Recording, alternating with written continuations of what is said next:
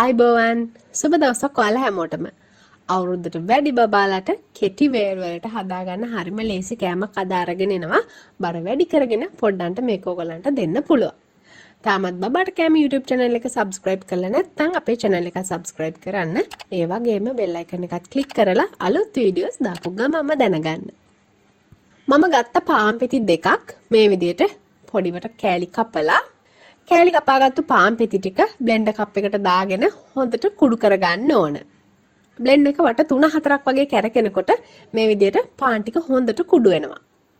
මෙතන මම අරන් තියනවා තඹගත්තු අල ගෙඩියක් හොඳට පොඩි කරගෙන මේ පොඩි කරගත්තු අල එකට කලින් කුඩු කරගත්තු පාන් ටික එකතු කර ගන්නවා.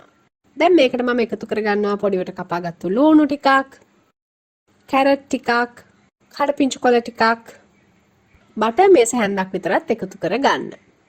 දැන් අපිට පුළුවන් මේකට රස අණුව ලුණු ඒ වගේම ගම්මිරිස් කුඩු ටිකක් එකතු කර ගන්න.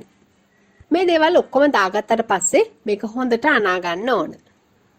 ඔයාලට ඉන්නේ ටිකක් ලොකු බබෙක් නම් ඒ කියන්නේ ඉස්කෝලේ යන වයස වගේ බබෙක් නම් මේකට හීනුවට කපාගත්ත අමු මිරිස් කෑලි කීපයක් උනත් එකතු කර ගන්න පුළුවන්.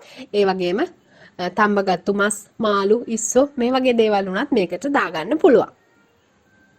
අපි එකතු කරගත්තු දේවල් ටික හොඳට මිශ්‍ර වෙන විදිහට මේ වගේ අනා ගත්තාම මෙහෙම තමයි තියෙන්නේ.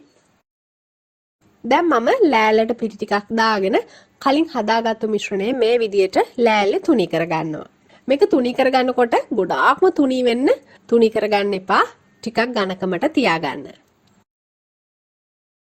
තුනී කරගත්තට පස්සේ අපි කැමති හැඩවලින් මේක කපා ගන්න පුළුවන්.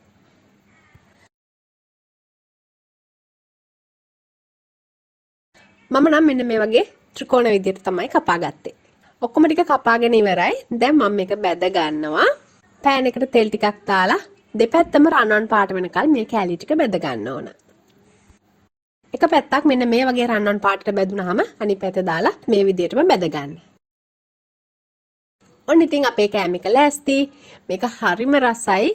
බබාලට ඔයගලන්ට කෙටි වේල් වලට හදලා දෙන්න පුළුවන්. හරිම ඉක්මනින් බබාලත් එක්ක ගෙදර හැමෝටම කන්න පුළුවන් තේ වේලාවකට වගේ හදාගත්තොත් මේ කෑම එක දෙන්න පුළුවන් වෙන්නේ අවුරුද්දට වැඩි බබාලට විතරයි. ඉතින් මම කලිනුත් කිව්වා වගේ මේකේ රස අපිට තව වැඩි කරගන්න පුළුවන්. තඹගත්තු චිකන් ටිකක්, මාළු ටිකක්, ඉස්සෝ ටිකක් වගේ එකතු කරගෙන ඒ වගේම මේ මිශ්‍රණයට චීස් ටිකක් දාලා හදාගත්තාම මේ වගේ දේවල් වලින් මේකේ රස වැඩි කරගෙන ඔයගලන්ට පුළුවන් බබාලට දෙන්න. එහෙනම් මේ කෑම එක ඔයගොල්ලොත් හදලා බලන්න. හරිම ඉක්මනින් හරි ලේසියෙන් ඔයගලන්ට හදාගන්න පුළුවන්. අපි අලුත් වීඩියෝ එකකදී ආයෙ දවසක හම්බ වෙමු. හැමෝටම සුබ දවසක්.